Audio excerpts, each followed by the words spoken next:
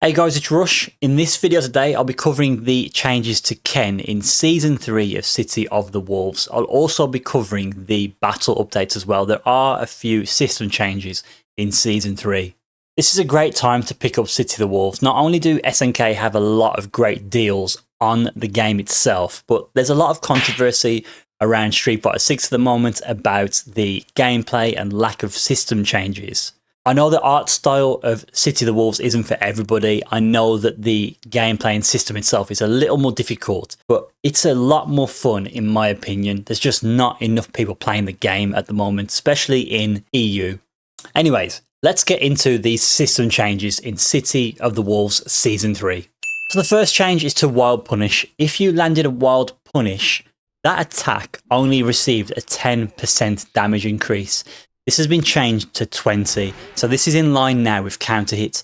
Counter Hit already had the 20% extra damage bonus, so they are now equal. However, what they have done is on the Wild Punishes where you get a slowdown or a change to the camera, this actually has more scaling. So in this example, comparing a like-for-like combo, you're actually doing less damage with a Wild Punish in this patch.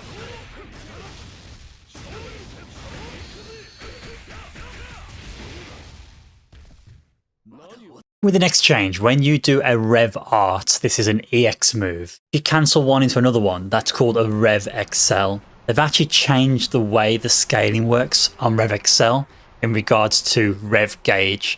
It's still 25 for the initial EX or Rev Art move, but then that first cancel, it then jumps to 40%, but then afterwards it jumps to 52 rather than 50, and that fourth move, it goes to 65 rather than 60. So they've actually increased the cost of the third and fourth Rev XL. The change to SPG, it's in regards to the rev meter fill rate. So your rev meter going up is bad. That will put you in overheat. Where the SPG style has gone down in terms of the cost, that's really good. That means you'll be in overheat less. Things will cost less, so EX moves will cost less, and the rev meter fill gauge when you're blocking will also be reduced. But for flux ratio, it's gone from 0.8 to 0.9.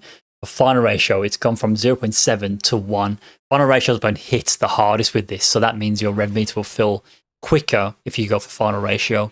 Here's an example of what it looks like pre and post patch for Excel ratio and spending EX or Rev Art moves.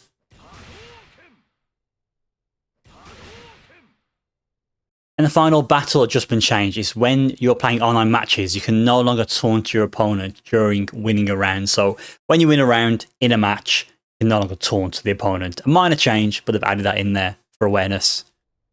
So now for the Ken changes. The change to back throw is very significant. So it says that there's reduced recovery when the throw connects and increased opponent knockdown duration. This in combination means that you get a plus 23 situation after a back throw, which is insane because it was plus 2 previously after 2 forward dashes. Insane change. Stand light punch was changed. It has increased hit stun. This is not a change to frame data. It's still plus 5 on hit. It just means that the opponent, when they are hit by the stand light punch, they are in hit stun for a little longer. It will mean that links will be ever so slightly easier. Light kick tattoo has also changed. It has expanded attack hitbox and increased amount of forward travel.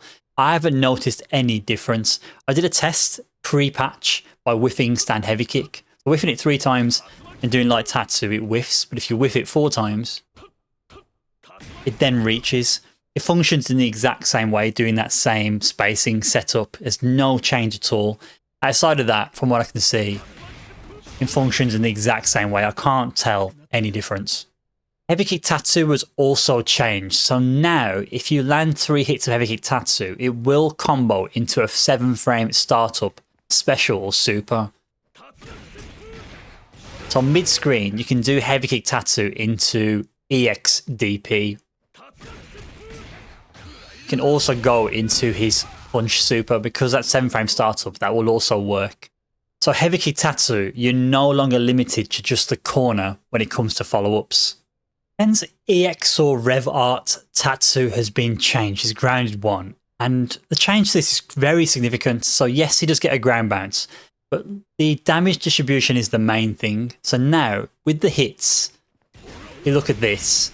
The first hit does 60 damage, second hit does 10, third hit does 10, fourth hit does 10, but the fifth hit does 30. That's very different to before, because prior it was 55, 5, 5, 5, and 60. So what this changes is, if you do the EX Tattoo and break it, this now does 70 damage. Previously it did 60, so your break combos from EX Tattoo, grounded version, are slightly improved.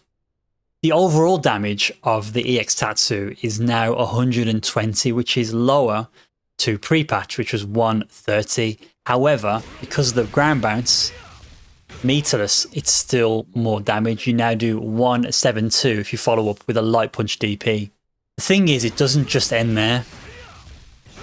You can do a 7-frame follow-up, so there you can go into a EX or Revart DP and then cancel that into super. You can also go straight into a 7-frame super as well. This will significantly change his EX Tattoo combo routing and potentially other combos as well.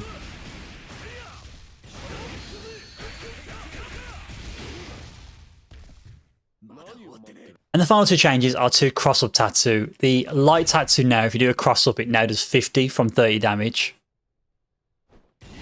Cross-up EX or Rev Art tattoo does 60 damage from 40. That is it for the video, guys. So some very subtle changes. It doesn't significantly change the character, but they are welcome changes nevertheless. Hope you enjoyed. Any questions, any queries, always give me a shout. I'll catch you in the next one. Take care.